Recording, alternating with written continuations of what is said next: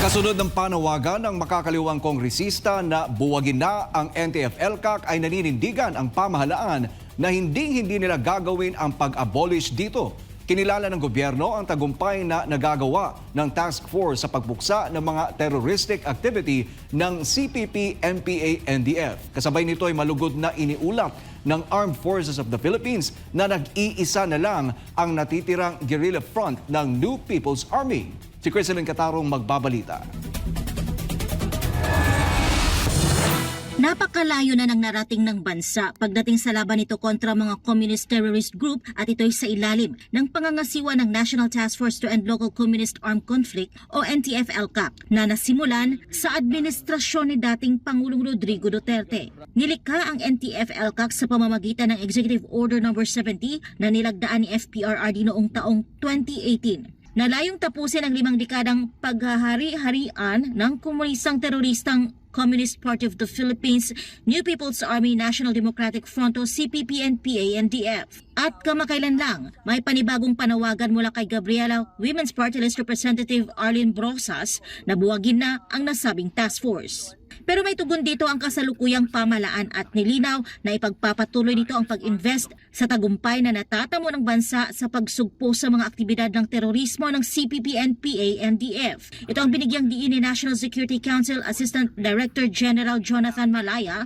kung saan ito'y bungaan niya ng pagsisikap ng NTF-ELCAC. Aniya, malinaw ang posisyon ng pamalaan na hindi nito bubuwagin ang NTF-ELCAC. Kinilala ng gobyerno ang tagumpay ng naturang task force pagdating sa pagpuksa sa mga terroristic activity ng CPP, NPA, NDF. If I may quote the President this morning, I'm encouraged by the reports. Our efforts are bearing fruit. We have to continue. It has been successful and we need to continue to invest in its success. Let me put on the record that it was the NTF-ELCAC that dealt a heavy blow to the CPP, NPA, NDF. That is why the NPA now is at its lowest point in its more than 50 years of reign of terror in the countryside. Kaugnay dito, iniulat ng Armed Forces of the Philippines na iisa na lang ang natitirang guerrilla front ng NPA at ito'y sa probinsya ng Camarines Sur. Isinalaysay ni AFP Vice Chief of Staff Lieutenant General Jimmy Larida na dumaan na ito sa National Level Joint Peace and Security Coordinating Council at na-deliberate na at ikinonsiderang dismantled. Kaya administrative procedure na lang ang hinihintay. Target naman ng pamahalaan na tuluyang malansag ang naturang guerrilla front sa loob ng taong kasalukuyan. And the Armed Forces of the Philippines is very proud to announce na yun nga meron na po tayong isang weekend guerrilla front sa Southern Luzon area. And with that, kung matapos yung procedure na yun, wala na po tayong guerrilla front na kino-confront. So that's the success of NTF-ELCAC. Sa kasalukuyan, mayroon lamang mahigit 1,000 na natitirang armadong miyembro ng bagong hukbong bayan na nakakalat sa ilang bahagi ng bansa. Noong naorganisa ang NTF-ELCAC, sinabi ni ADG Manaya na mayroong naitalang 89 na guerrilla fronts pero ngayon, iisang weekend guerrilla front na lamang ang natitira. Nakatumbas ng 98.88% accomplishment rate mula sa orihinal na target. And why has the CPP-NPA significantly declined?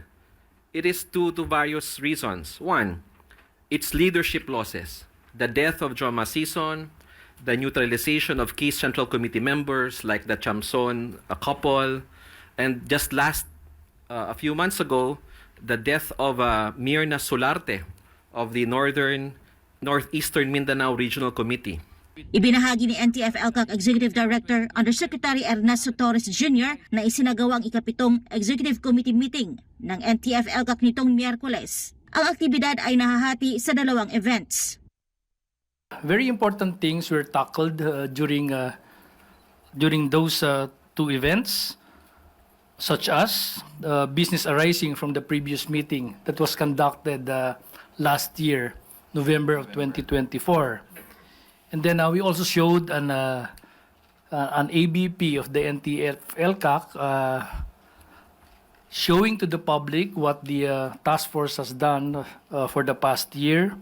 Bukod dito, nagkaroon din ng briefing mula sa Director General ng National Intelligence Coordinating Agency o NICA hinggil sa sitwasyon ng operasyon ng CPP-NPA-NDF sa bansa. Pagkatapos nito, ipinaalam naman ni Torres sa Executive Committee sa naturang 2 okasyon ang mga update, hamon at mga rekomendasyon patungkol sa usapin. Para sa Diyos at sa Pilipinas kong mahal, Creseling Catarong, SMNI News.